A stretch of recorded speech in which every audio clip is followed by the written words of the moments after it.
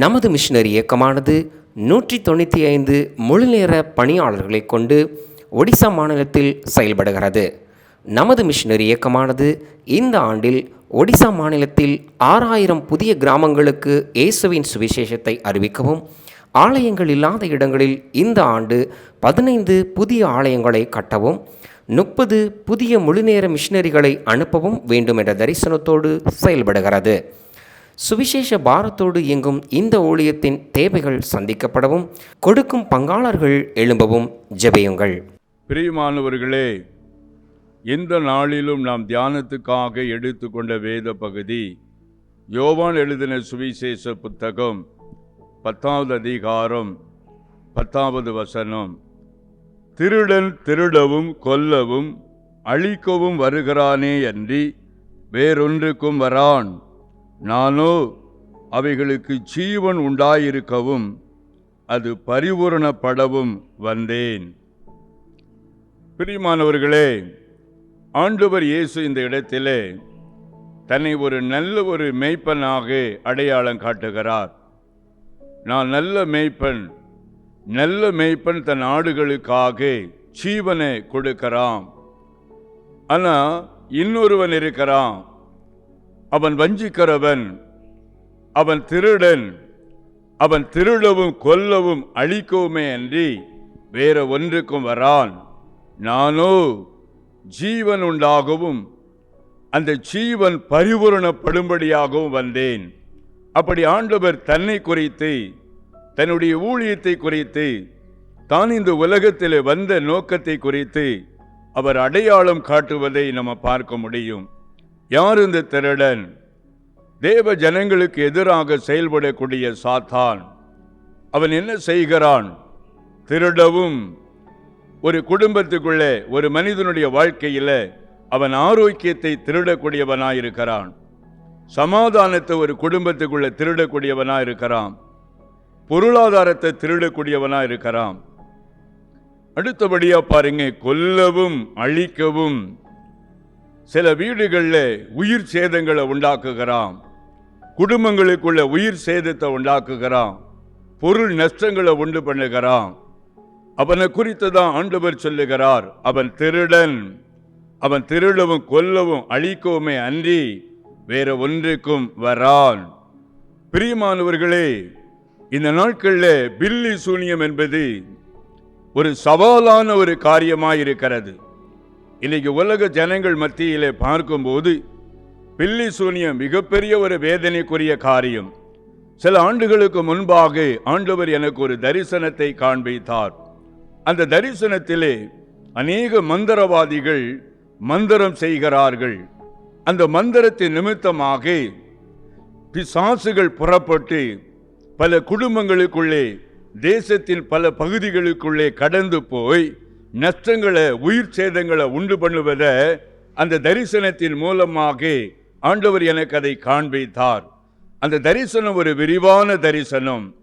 அந்த தரிசனத்தின் முடிவிலே என் உள்ளத்திலே ஆண்டவர் வைத்த பாரம், இன்றைக்கு பில்லி சூனியத்தினால, மந்திரவாதத்தினால சாத்தான் உலகத்திலே, தேசத்திலே, ஜனங்கள் மத்தியிலே சத்தமில்லாத கொலைகளை அரங்கேற்றம் பண்ணி கொண்டிருக்கிறான். சில வீடுகளுக்குள்ள வியாதியை கொண்டு வந்து வியாதி என்று மருத்துவமனை நோக்கி ஓடுவார்கள். ஆனால் பின்னாக இருந்து ஒரு பில்லி சூனியம் செயல்படுகிறது. அந்த பில்லி சூனியத்தை அறியாதவர்களாக அந்த குடும்பத்தார் இருக்கும்போது பாருங்க, வியாதி என்று பணத்தை செலவு செய்து அந்த பணத்தோடு கூட நல்ல உயிர்களும் குடும்பத்தை விட்டு போய்விடுகிறது. அப்படியானா ஆண்டவர் நம்முடைய வீட்டுக்குள்ள தேவை. பிரியமானவர்களே, இந்த பில்லி சூனிய மந்திரவாதம் எப்படிப்பட்டதா இருக்குது? இன்னைக்கு அநேகர் பயப்படக்கூடிய ஒரு காரியமாய் இந்த பில்லி சூனிய மந்திரவாத கிரியைகள் காணப்படுகிறது. ஒரு முறை ஒரு மனிதர் இடத்துல ஜெபம் பண்ணும்படிக்கு வந்தார். அவர் ஜெபம் பண்ண வந்து அவர் சொன்ன காரியம் வியப்பாக இருந்தது. அவருடைய வீட்டில் நல்ல சமையல், அசைவ உணவு செய்து அதை சாப்பிடணும் என்று அதற்கு பக்கத்தில் போனால் ரொம்ப ஒரு பேட் சுமல், அசுத்தமான ஒரு வாசனை வீடு முழுவதும் நிரம்பி அவரால் ஒரு வாய் கூட சாப்பிட முடியாம எழுந்து போவாராம். அதே போல ஒரு நல்ல ஹோட்டல்ல போய் சாப்பிட போகணும் என்று நண்பரோடு கூட போய் சாப்பிட உட்கார்ந்தா எல்லாரும் ருசித்து சாப்பிடுவாங்களாம். ஆனா அவர் சாப்பிட அந்த ஆகாரத்தை எடுத்து தன் வாய்க்கிட்ட கொண்டு போகும்போது பயங்கரமான ஒரு நரகள் வாசனை, ஒரு கெட்ட வாசனை வருமா, அதை அப்படியே வைத்து விடுவார். இப்படி அவருடைய வாழ்க்கையில் ஒரு வினோதமான ஒரு காரியம் செயல்பட்டது. அவர் ஜெப உதவிக்காக வந்த போது, அவருக்காக நான் ஜெபித்த போது அவருக்குள்ளிருந்து ஒரு பொல்லாத ஆவி பேச ஆரம்பித்தது. மந்திரவாதத்தினாலே தன்னை ஒரு குடும்பம் அனுப்பிவிட்டதாகவும், அந்த மந்திரவாதத்தினாலே இவனுடைய குடும்பத்தை நான் அழிப்பேன், இவனுடைய ஜீவனை கொண்டு போய் விடுவேன் என்று போராட துவங்கிற்று. பிரியமானவர்களே, திருடன் திருடவும் கொல்லவும் அழிக்கவும் வருகிறான். இன்னொரு விஷயம், ஒரு மனிதர் ஜெபம் பண்ண இடத்துல வந்தார். அவர் ஒரு பெரிய ஒரு தோட்டத்தை வைத்துக் கொண்டு அதனால் தன்னுடைய குடும்பத்தை நடத்தி கொண்டிருந்தார். அவருடைய கிணறு நல்ல ஆசீர்வாதமான தண்ணீரை கர்த்தர் கொடுத்திருந்தார். பக்கத்தில் உள்ள தோட்டத்தில் எல்லாம் அந்த அளவுக்கு நல்ல ஒரு ஊற்று கிடையாது. ஆனால் அவருடைய தோட்டத்தில் கிணத்துல நல்ல ஊற்று இருந்தது. ஆனால் அவருக்கு விளைநிலம் கொஞ்சம் குறைவாக இருந்தது. அதனால பாருங்க, பக்கத்தில் உள்ளவர்கள் 1/3 பாகம் வருமானத்தில் விளைச்சல தருகிறோம் என்று அவரிடத்துல தண்ணியை கடனா வாங்கி இன்னும் 2 தோட்டத்தார் விவசாயம் பண்ணினார்கள். 3ஆவதா கூட ஒரு மனிதர் பக்கத்தில் இருக்கிற காடுகளை எல்லாம் வாங்கி தன்னுடைய பண பலத்தில் அவர் ஒரு தோட்டத்தை உண்டாக்கினார். கிணறு வெட்டினார், நிறைய ஆழ்குழாய் போர் போட்டார். ஆனால் எதுலேயுமே சொல்கிற அளவுக்கு தண்ணி கிடையாது. ஆனால் அநேக மரக்கன்றுகளை வைத்து விட்டார். இப்போ தண்ணி இல்லாமல் இந்த கர்த்தருடைய பிள்ளையுடைய வீட்டுக்கு அவர் வருகிறார். வந்து, பிரதர், உங்கள் கிணத்திலிருந்து என் தோட்டத்துக்கும் கொஞ்சம் தண்ணி கொடுங்க, ஒரு வருஷத்துக்கு இவ்வளவு என்று நான் பணம் தருகிறேன் என்று அவர் கேட்டபோது அவர் சொன்னார், என்னுடைய தோட்டத்தோடு சேர்த்து இன்னும் 2 தோட்டத்திற்கு என்னுடைய கிணற்றிலிருந்து தண்ணி போகிறது. வறட்சியான காலத்தில் அதுக்கு மேலே தண்ணி கொடுக்க முடியாது, தயவுசெய்து என்னை மன்னித்து விடுங்க, தண்ணி உங்களுக்கு கொடுக்க முடியாது என்று சொல்லி அன்பா சொல்லி அனுப்பிவிட்டார். ஆனால் அந்த ஐஸ்வர்யமுள்ள ஒரு மனிதர், இந்த மனிதன் மீதும் மனிதனுடைய வாழ்வாதாரம் அந்த நீரூற்றின் மீதும் அவர் எரிச்சல் அடைந்தார். இதை எப்படியாவது தடுத்து நிறுத்தணும். அவர் பெரிய மந்திரவாதியுடைய உதவியை அவர் நாடினார். அந்த கிணற்றினுடைய ஊற்றை அடைக்கணும் என்று அவர் மந்திரவாதம் செய்து மந்திரவாதத்தின் மூலமாக அந்த கிணற்றினுடைய தண்ணீர் நாளுக்கு நாள் வற்ற துவங்கிவிட்டது. அப்போ கிணற்றில் தண்ணி இல்லை, விவசாயம் செய்ய முடியல, பிழைப்புக்கு வழி இல்லை என்று அந்த மனிதர் ஜெபம் பண்ண என்னிடத்தில் வந்தபோது, நான் ஜெபித்த போது அவருக்குள்ளிருந்து அசுத்த ஆவி அலக்களித்து பேச ஆரம்பித்தது. மந்திரவாதியினாலே அனுப்பப்பட்ட அந்த பொல்லாத ஆவி அந்த மனிதருக்குள்ளிருந்து பேச ஆரம்பித்தது. இந்த மனிதன் என்னை அனுப்பிவிட்டதனால வந்தேன், நான் தான் அந்த கிணற்றில் உள்ள ஊற்றை அடைத்து வைத்திருக்கிறேன். மந்திரவாதி என்னை அனுப்பினதுனால கிணத்துக்குள்ள போய் நான் அந்த ஊற்றை அடைத்து வைத்திருக்கிறேன் என்று அந்த பிசாசு போராட ஆரம்பித்தது. அவர் ஜெபத்திலே அந்த குடும்பத்தார் தீவிரமடைய ஒரு நாள் அந்த பொல்லாத ஆவி மந்திரவாதியினால அனுப்பப்பட்ட அந்த சாத்தான் அந்த குடும்பத்தை விட்டு அவன் வெளியே புறப்பட்டு போனான். என்ன ஆச்சரியம் பாருங்கள், அந்த குடும்பத்தார் அந்த சாத்தானுடைய பிடியில் இருந்து வெளியில வந்தாங்க. அந்த பிடியில் இருந்தவர்கள் வெளியிலே வந்தபோது அந்த மந்திரவாதம் இயேசுவுக்கு முன்பாக செயலற்று போன போது அடைக்கப்பட்ட ஊற்று மறுபடியும் தானாக திறந்தது. தேவன் அதை திறந்தார். சாத்தான் அடைத்து வைத்ததை தேவன் திறந்தார். மறுபடியும் அந்த கிணறு நிரம்பத்தக்கதாக தண்ணீரை கர்த்தர் கொடுத்து அவர்களை ஆசீர்வதித்தார். திருடன் திருடவும் கொல்லவும் அழிக்கவும் அன்றி வேறே ஒன்றுக்கும் வரான். இன்னைக்கு நம்முடைய தேசத்திலே குறிப்பா வட மாநிலங்களில் பார்த்தா எங்க பார்த்தாலும் மந்திரவாதங்கள். ஒரு கிராமத்தில் பார்த்தா 2 அல்லது 3 மந்திரவாதிகள் இருப்பாங்க. ஜனங்கள் பொறாமையினாலே ஒருவரை ஒருவர் அழிக்கும்படிக்கு மந்திரவாதிகளிடத்தில் செல்ல, மந்திரவாதிகள் சாத்தானாலே ஆட்கொள்ளப்பட்டவர்கள். ஆம் பிரியமானவர்களே, ஒடிசா மாநிலத்தில் ஊழியத்திற்காக பணித்தளத்துக்குள்ள போகும்போது எங்க பார்த்தாலும் ஜனங்கள் மந்திரத்தினாலே பாதிக்கப்பட்டு அசுத்த ஆவியினாலே அழக்கழிப்பதை அதிகமாய் பார்க்க முடியும். அதிகமாய் இந்த நாட்களிலே பொறாமையினாலே ஒருவரை ஒருவர் அழிக்கும்படியாக இந்த மந்திரவாதத்தை பயன்படுத்தி கொண்டிருப்பதை நாம பார்க்க முடிகிறது. இவைகளுக்கெல்லாம் தப்பி நாம் எப்படி வாழ முடியும்? ஒருவேளை இந்த சாத்தானுடைய வல்லமைக்கு முன்பாக நாம் எப்படி சமாதானமா வாழ முடியும்? இந்த உலகத்தில் அதற்கு ஒரு வழி இருக்கிறதா? எந்த வழி இருக்கிறது? சமாதானமா வாழ வழி என்ன? என்னுடைய குடும்பத்தில் என்னை அறியாம ஏதோ நடக்கிறது, வருமானம் எல்லாம் பொத்தல் பையில போட்டது போல போகுது, வீட்டுக்குள்ள வந்தா சமாதானம் இல்லை, பிள்ளைகளுடைய வாழ்க்கையில கீழ்ப்படிதல் இல்லை, பிள்ளைகளுடைய வாழ்க்கையில நன்மையான காரியங்கள் நடக்கல, வருமானம் பொய்த்து போன ஒரு சூழ்நிலை, சரீரத்தில் சுகம் கிடையாது, அடிக்கடி கெட்ட கெட்ட சொப்பனங்கள் இரவில் வருகிறது. ஒருவேளை அப்படி கலக்கத்தோடு இருக்கீங்களா? வெள்ளி சூனிய மந்திரவாதத்தில் அகப்பட்டவங்க ராக்காலங்களில் தீய சொப்பனங்களை பார்ப்பதுண்டு. அந்த தீய சொப்பனங்கள் எப்படி வருகிறது?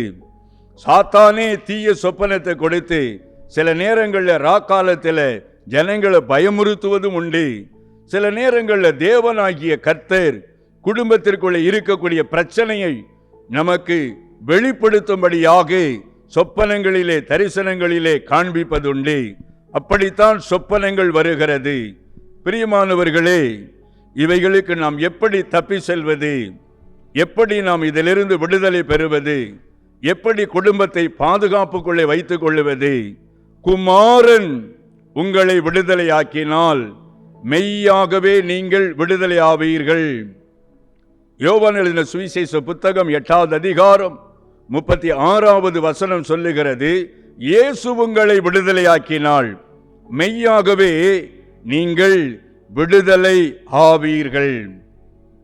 ஒரு மனிதனுடைய வாழ்க்கையில் இயேசு வரும்போது, ஒரு மனிதனுடைய இருதயத்துக்குள்ள இயேசுவுக்கு இடம் கொடுக்கும் போது, இயேசு ஒரு மனிதனுடைய வாழ்க்கையில் வரும்போது சாத்தான் இடத்தை காலி செய்து அவன் ஒரு மனிதனுக்குள்ளிருந்து வெளியே புறப்படுகிறான், ஒரு தொழில் ஸ்தலத்திலிருந்து வெளியே புறப்படுகிறான், ஒரு குடும்பத்துக்குள் இருந்து வெளியே புறப்பட்டு போகிறான். இயேசுதான் பரிகாரம், இயேசுதான் வழி. அப்போ இயேசு ஒரு மனிதனுடைய வாழ்க்கையில் வர வேண்டும். இயேசுவை நாம் அழைக்க வேண்டும். ஜெபத்தின் மூலமாக நாம் பில்லி சூனிய மந்திரவாத கட்டுகளில் இருந்து வெளியே வர முடியும். ஆண்டவர் நமக்கு காண்பிக்கக்கூடிய அடையாளம் என்ன? பிரியமானவர்களே, இயேசு கிறிஸ்துவின் இரத்தத்தினாலே கழுவப்பட்ட ஒரு அனுபவம் நமக்கு தேவை. இஸ்ரவேல் ஜனங்கள் எகிப்திலே பார்வோனாலே அடிமைத்தனத்துக்குள்ளே வைக்கப்பட்டிருந்தார்கள். அவர்களுடைய வாழ்க்கை எப்படிப்பட்டதாக இருந்தது?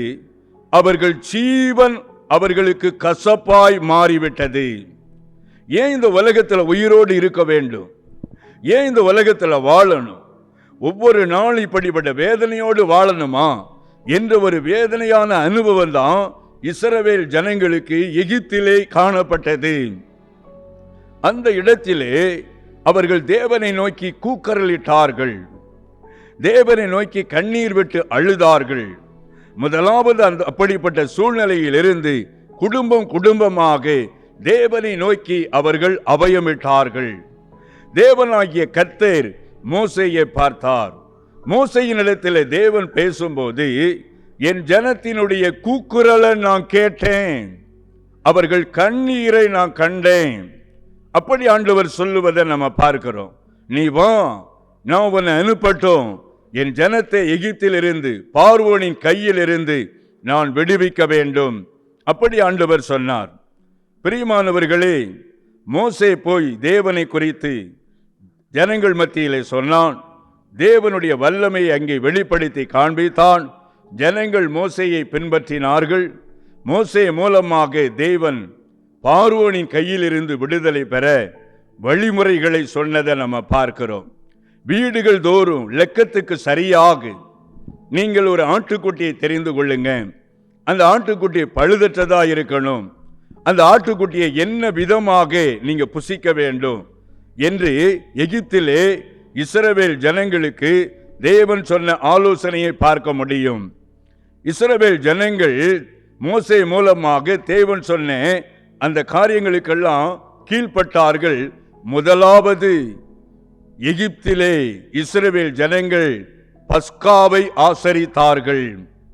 அந்த பஸ்கா ஆட்டுக்குட்டி வீடுகள் தோறும் அடிக்கப்பட்டது. தேவனுடைய வார்த்தையின்படியே அதன் இரத்தத்தில் கொஞ்சம் எடுத்து வீட்டின் நிலைக்கால்களில் 2 புறமும் மேல் சட்டத்திலும் அந்த இரத்தத்தை பூச வேண்டும்.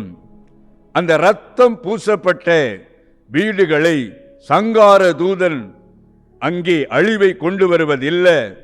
வீடுகளின் நிலைக்கால்களில் ஆட்டுக்குட்டியின் இரத்தம் பூசப்பட வேண்டும். அந்த பஸ்கா ஆட்டுக்குட்டி தான் இந்த உலகத்தின் பாவத்தை சுமந்து தீர்த்து சிலுவையிலே இரத்தத்தை சிந்தின இயேசு கிறிஸ்து. அவர்தான் இந்த உலகத்தின் பாவத்தை சுமந்து தீர்த்தார். பாவத்திற்காக தன்னுடைய இரத்தத்தை அவர் சிந்தினார். பழுதற்ற ஆட்டுக்குட்டியாக சிலுவையிலே நசுக்கப்பட்டார். கசைக்கு பிழியப்பட்டு அவருடைய இரத்தத்தை ஊற்றினார். அந்த இரத்தத்தை நோக்கி பார்த்து, அந்த இரத்தத்தை விசுவாசித்து, அந்த இரத்தத்தை நோக்கி பாவங்களை அறிக்கை செய்து, கொஞ்சமும் அவிசுவாசப்படாமல் விசுவாசத்தோடு என் பாவத்தை உம்முடைய இரத்தத்தினாலே கழுவும் என்று கேட்கும்போது, இடைவிடாமல் கேட்கும்போது பாவத்தை ஆண்டவர் மன்னிக்கிறார். அவருடைய இரத்தத்தினாலே பாவங்கள் மன்னிக்கப்படுகிறது. வீட்டின் நிலைக்கால்களிலே இரத்தம் பூசப்படுகிறது. சாத்தானை துரத்தி ஆண்டவர் ஒரு பாதுகாப்பை தருகிறார். உங்க குடும்பத்திற்கு ஒரு பாதுகாப்பு தேவையா? உங்க பிள்ளைகளுக்கு பாதுகாப்பு தேவையா? அப்படியானால் உங்கள் வீட்டின் நிலைக்கால்களிலே இயேசு கிறிஸ்துவின் இரத்தம் பூசப்பட வேண்டும். உங்களுக்காக அடிக்கப்பட்ட சிலுவையிலே இரத்தத்தை வடித்த இயேசுவை நீங்கள் நோக்கி பார்க்க வேண்டும். பிரியமானவர்களே, அடுத்தபடியா இயேசு என்ன சொல்லுகிறார்? யோவான் எழுதின சுவிசேஷ புத்தகம் 8வது அதிகாரம் 32வது வசனத்தை பாருங்கள். சத்தியத்தையும் அறிவீர்கள், சத்தியம் உங்களை விடுதலையாக்கும். வேத வசனத்தின்படி நாம் நடக்கும்போது ஒரு மனிதன் விடுதலையாக்கப்படுகிறான். ஒரு குடும்பம் விடுதலையாக்கப்படுகிறது. இதை தவிர இந்த உலகத்தில் வேற எந்த வழியும் கிடையாது. பிரியமானவர்களே, வீட்டின் நிலைக்கால்களிலே ஆட்டுக்குட்டியின் இரத்தம் பூசப்பட்டது. இஸ்ரவேல் ஜனங்கள் எகிப்திலிருந்து வெளியே புறப்பட்டார்கள். அவர்கள் பார்வோனாலே அனுப்பப்பட்டார்கள். பார்வோனின் பிடியில் இருந்து இஸ்ரவேல் ஜனங்கள் எகிப்திலிருந்து அவர்கள் வெளியே வனாந்தரமாய் புறப்பட்டு வந்தார்கள். விடுதலையாக புறப்பட்டு வந்தார்கள். ஆனால் பார்வோன் மறுபடியும் அவர்களை அடிமை கொள்ளும்படியாக பின்தொடர்ந்து வந்ததை பார்க்கிறோம். மறுபடியும் அடிமை கொள்ளும்படியாக, மறுபடியும் ஆளுகை செய்யும்படியாக புறப்பட்ட ஜனங்களை, வீட்டின் நிலைக்கால்களில் ரத்தம் பூசப்பட்ட ஜனங்களை, ரட்சிக்கப்பட்ட ஜனங்களை, பாவம் கழுவப்பட்ட ஜனங்களை பின்தொடர்ந்து வந்ததை பார்க்கிறோம். அந்த பார்வோன் மறுபடியும் அடிமை கொள்ளும்படியாக, பாவத்திலே அத்தனை காலம் வைத்திருந்த பார்வோனின் ஆவிகள் மறுபடியும் தேவ ஜனத்தை அடிமைப்படுத்த அவர்களை பின்தொடர்ந்ததை நம்ம பார்க்க முடியும். பின்தொடரும் போது பின்னே பார்வோனின் சேனை, முன்னே செங்கடல். எப்பக்கத்திலும் தேவ ஜனங்கள் நெருக்கப்பட்டார்கள். தேவனை நோக்கி அவர்கள் கூக்குரலிட்டார்கள். அப்பொழுது தேவன் மோசேயோடே இடைப்பட்டார். செங்கடலை அவர்களுக்காக தேவன் திறந்ததை நம்ம பார்க்கிறோம். அவர்கள் செங்கடல் திறக்கப்பட்டு வெட்டாந்தரையில் நடப்பது போல நடந்தார்கள். செங்கடலை கடந்தவர்கள் வெளியே போனார்கள். செங்கடலை கடக்கும் போது நல்லா கவனித்துக் கொள்ளுங்க, இஸ்ரவேல் ஜனங்களுக்காக செங்கடல் திறந்திருந்தது. திறக்கப்பட்ட ஜலம் திறந்து மதிலை போல நிற்கிறது. வெட்டாந்தரையில் நடக்கிறது போல தேவ ஜனங்கள் நடந்தார்கள். அந்த இடத்தில் அவர்களை பின்தொடர்ந்து பார்வோனின் சேனை வருகிறது. அதே செங்கடலிலே, வெட்டாந்தரையிலே பார்வோனின் சேனை பின் தொடர்ந்த போது இஸ்ரவேல் ஜனங்கள் கரையேறின பின்பு ஜலம் அவர்களை மூடி போட்டது. பார்வோனும் பார்வோனின் ரதங்களும் பார்வோனின் குதிரைகளும் பார்வோனின் சேனைகள் வீரர்கள் எல்லோரும் அங்கே செங்கடலிலே அழிந்து போனார்கள். இதை ஞானஸ்நானம் என்று வேதம் சொல்லக்கூடியதாக பார்க்கிறோம். இயேசுவின் இரத்தத்தினால நான் கழுவப்பட்டு பாவ மன்னிப்பை நிச்சயத்தை பெற்றிருக்கிறேன். இயேசுவின் இரத்தம் மட்டும் எனக்கு போதும் என்றால், இயேசு ஒருவேளை கொலை செய்யப்பட்டு இரத்தம் சிந்தப்பட்டிருக்கலாம், கழுத்தை அறுத்து இரத்தத்தை விட்டிருக்கலாம், கையை அறுத்து இரத்தத்தை சிந்தி இருக்கலாம்.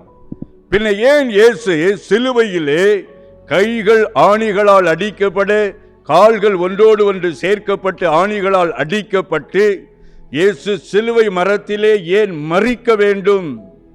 சிலுவை மரத்திலே மரித்து பின் அடக்கம் பண்ணப்பட்டு 3ஆம் நாளிலே இயேசு உயிர்த்தெழுந்தார்.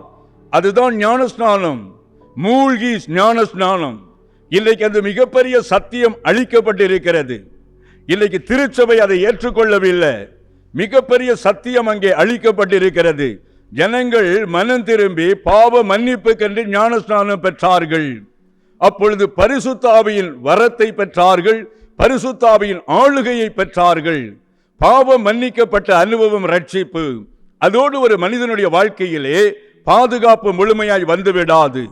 மறுபடியும் பாவத்திலே விழக்கூடிய அனுபவம், மறுபடியும் அடிமைத்தனத்தினாலே சோர்ந்து போகக்கூடிய அனுபவம் ஒரு மனிதனுடைய வாழ்க்கையில சாத்தானால கொண்டு வரப்படும்.